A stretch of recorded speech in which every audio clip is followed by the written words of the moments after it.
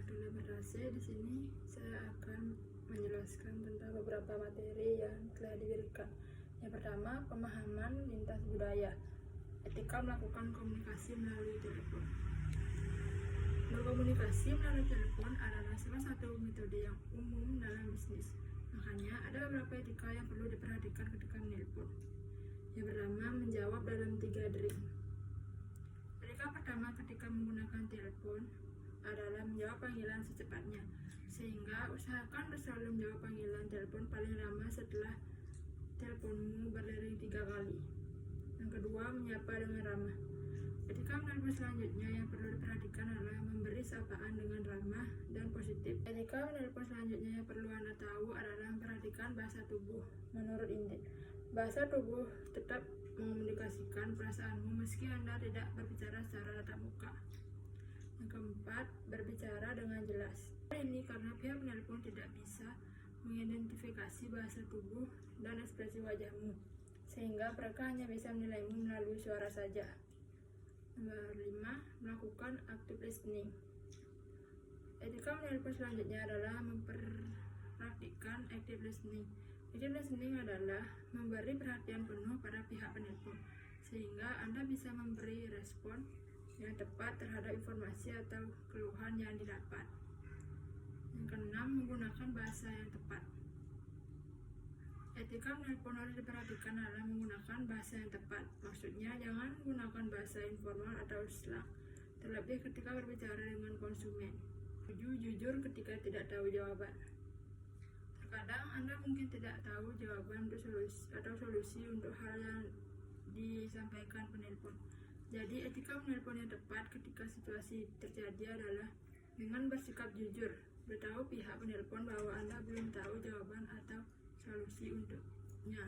Yang ke-8, menjaga nada bicara. Jangan lupa untuk menjaga nada bicaramu ketika berbicara melalui telepon. Seperti yang disebutkan di atas, penelpon bisa mengetahui emosi yang Anda rasakan melalui nada bicaramu. Nomor 9, meminta izin ketika ingin mengalihkan telepon. Ketika kamu mengalihkan telepon, pastikan untuk meminta izin dari pihak penelpon terlebih dahulu. Hal ini termasuk ke dalam etika menelpon yang penting untuk dilakukan. 10, menutup telepon dengan tepat. Ingatlah bahwa menutup telepon sama pentingnya dengan memulainya, sehingga sebelum menutup telepon, pastikan untuk mengucapkan terima kasih dan bertanya apakah ada hal lain yang bisa dibantu. Selanjutnya, sini saya akan jelaskan juga tentang keberagaman budaya Indonesia dan potensi konflik lintas budaya, studi literatur mengenai konflik keberadaan etnis Tionghoa di Indonesia.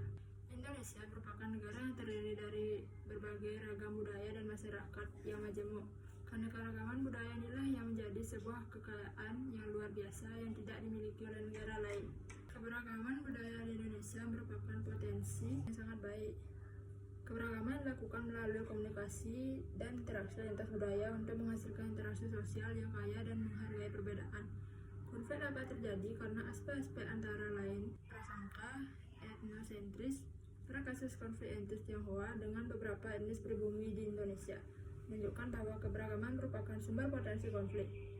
Konflik yang terjadi di Indonesia menunjukkan bahwa masih tingginya sikap curiga terhadap budaya, meremehkan budaya lain, merasa mayoritas, tidak mudah mengelola sebuah negara dengan jumlah suku dan budaya yang besar. Jika merujuk pada dasar negara Indonesia, yaitu Pancasila yang mempunyai slogan Bhinneka Tunggal Ika, yakni berbeda-beda namun tetap satu, maka setiap budaya yang ada di Indonesia haruslah mempunyai kedudukan yang sama dalam pelayanan maupun kesempatan yang ada. Jika terjadi perbedaan, maka tidak boleh menggeneralisir bahwa budaya ini buruk.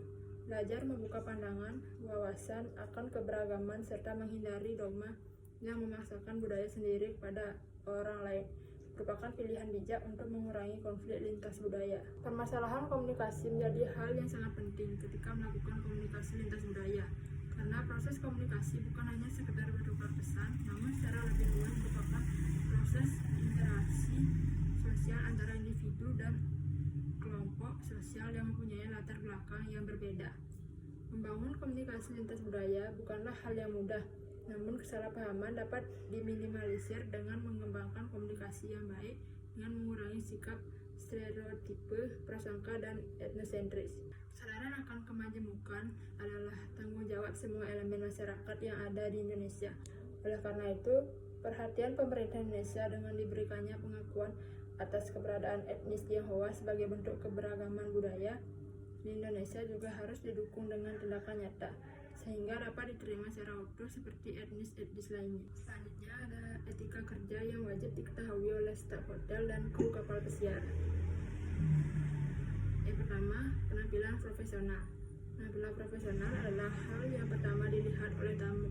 Staf harus memastikan kebersihan dan kerapian diri. Yang kedua, komunikasi efektif. Komunikasi yang baik sangat penting dalam industri pelayanan. Staf harus menggunakan bahasa yang sopan dan hormat, serta mendengarkan dengan sesama permintaan dan keluhan tamu. Yang ketiga, kerjasama tim. Kerjasama tim yang solid sangat penting untuk memastikan operasi yang efisien. Staf harus membangun hubungan kerja yang baik dengan rekan kerja, saling membantu dan mendukung dalam berbagai situasi. Keempat, keramahan dan sikap positif. Keramahan adalah kunci dalam industri pelayanan. Menyambut tamu dengan senyum dan sikap ramah dapat membuat mereka merasa dihargai dan nyaman. Kelima, kedisiplinan dan ketepatan waktu. Kedisiplinan dan ketepatan waktu adalah fondasi etika kerja yang baik. Staf harus datang tepat waktu dan siap untuk memulai tugas sesuai jadwal. Keenam, etika dalam melayani tamu. Staf harus menghormati privasi tamu dan menjaga kerahasiaan informasi mereka. Profesionalisme dalam pelayanan harus selalu dijaga tanpa memperlihatkan preferensi pribadi. Yang ketujuh, manajemen konflik. Kemampuan mengelola konflik adalah keterampilan penting bagi staf hotel dan kru kapal pesiar.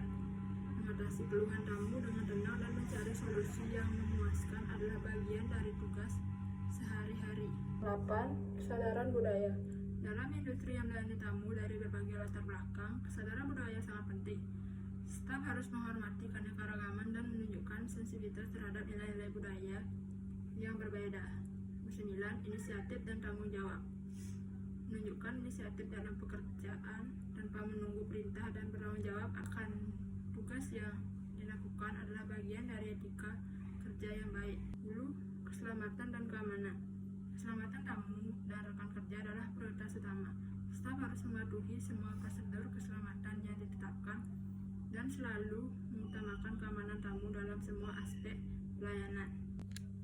Pengenalan pemahaman lintas budaya. Apa itu lintas budaya?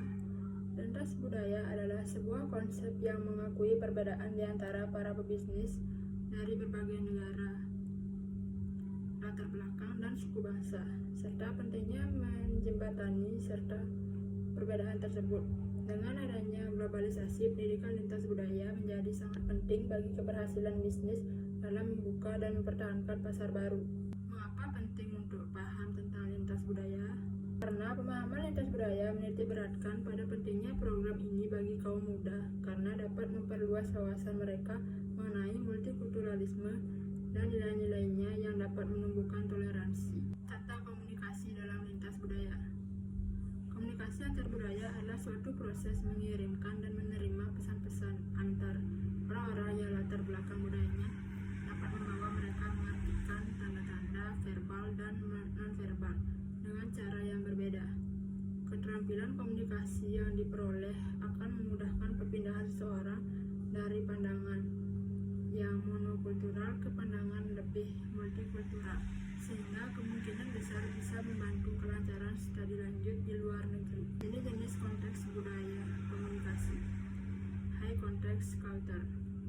Budaya ini sangat bergantung pada isyarat nonverbal dan halus dalam komunikasi. Apa yang disampaikan belum tentu maknanya seperti yang terungkapkan. Dalam budaya Jawa, hal yang seperti ini sangat sering digunakan orang berkomunikasi dengan sanepa, isyarat mata, bahasa tubuh, dan lain-lain. Low context culture. Budaya yang ini sangat bergantung pada kata-kata untuk menyampaikan makna dalam komunikasi.